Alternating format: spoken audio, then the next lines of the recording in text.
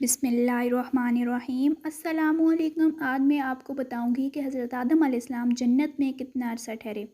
حضرت آدم علیہ السلام جنت میں رہائش پذیر رہے تو وہ اور ان کی بیویاں وہاں ٹھہر کر بلا روک ٹوک اور وافر مقدار میں کھاتے پیتے رہے، اور جب ممنوع درخت سے وہ پھل کھا بیٹھے تو ان کا لباس بھی اتار لیا گیا اور زمین کی طرف اتار دیے گئے۔ اس اترنے کے متعلق بھی اختلاف گزر چکا ہے کہ اب اس بارے میں بھی اختلاف ہے کہ آدم علیہ السلام کتنی دیر جنت میں ٹھہرے۔ بعض نے کہا ہے کہ دنیا کے دنوں میں سے ایک دن کا کچھ حصہ ٹھہرے۔ ابو ہریرہ سے روایت ہے کہ آدم علیہ السلام جمعہ کے دن کے اوقات میں سے آخری وقت میں پیدا ہوئے، اور مسلم کی ابو ہریرہ سے یہ روایت بھی گزر چکی ہے کہ آدم علیہ السلام جمعہ کے دن پیدا ہوئے اور اسی جمعہ کے دن جنت سے نکالے گئے۔ آدم علیہ السلام جس دن پیدا ہوئے اگر اسی دن نکالے گئے اور ان کی مقدار دنیا کے دنوں جیسی ہے تو نتیجہ یہ نکلتا ہے کہ وہ دنیا کے دن کا کچھ حصہ جنت میں مقیم رہے، اور یہ بات میل نظر ہے اگر پیدائش کے دن کے سوا اور کسی دن نکالے گئے یا ان 6 دنوں کی مقدار دنیا کے 6000 سال جتنی ہے، جیسا کہ حضرت ابن عباس کا نظریہ یہ ہے جو پہلے ذکر ہوا، اور ابن جریر کی پسندیدہ رائے بھی یہی ہے، تو اس کا حاصل یہ ہے کہ وہ ایک لمبا عرصہ جنت میں مقیم رہے۔ ابن جریر نے کہا ہے کہ آدم کا جمعہ کے دن اس کی آخر گھڑی میں پیدا ہونا معروف و معلوم ہے، اور اس کی ایک گھڑی کی مقدار 80 سال 4 ماہ بنتی ہے۔ اس لحاظ سے روح پھونکے جانے سے پہلے مٹی کی صورت میں 40 سال رہے اور 43 برس 4 ماہ جنت میں مقیم رہے۔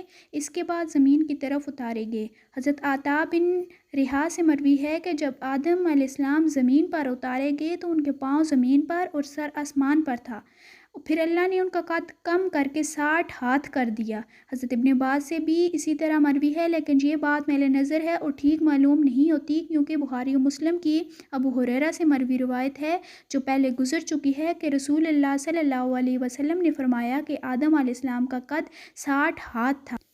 لیکن اس حدیث کا تقاضا یہ بھی ہے کہ حضرت آدم علیہ السلام پیدائش کے وقت 60 ہاتھ سے زیادہ لمبے نہیں تھے، اور ان کی اولاد کی قد میں اب تک کمی ہو رہی ہے۔ ابن جریر نے حضرت ابن عباس کے واسطے سے بیان کیا ہے کہ اللہ تعالیٰ نے حضرت آدم علیہ السلام کو فرمایا کہ میرے عرش کے برابر ایک قابل احترام و عزت کی جگہ ہے، وہاں میرا گھر تعمیر کر اور اس کا طواف کر جیسے کہ فرشتے میرے عرش کا طواف کرتے ہیں۔ اللہ تعالیٰ نے ان کے ساتھ ایک فرشتہ بھیجا جس نے حضرت آدم علیہ السلام کو وہ جگہ دکھائی اور حج کا طریقہ سکھایا، اور بتایا کہ آدم کا اٹھایا گیا ایک ایک قدم اللہ تعالیٰ کا قرب کا درجہ بنے گا۔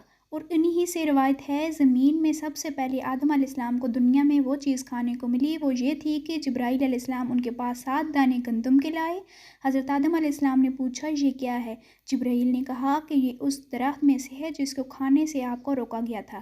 حضرت آدم علیہ السلام نے پھر پوچھا اس کو کیا کرنا ہے؟ جبرائیل نے فرمایا کہ اس کو کاشت کرنا ہے۔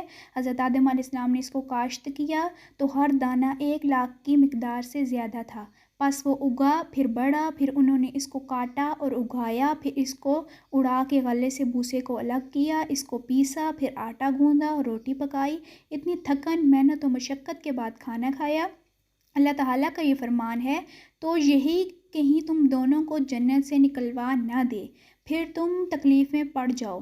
حضرت آدم علیہ السلام نے سب سے پہلے بھیڑ کی اون کا لباس زیب تن کیا، پہلے اون کو کاتا پھر اس کو بنا۔ حضرت آدم علیہ السلام نے اپنے لیے ایک جبہ تیار کیا اور حضرت حوا کے لیے ایک قمیض اور اوڑھنی تیار کی۔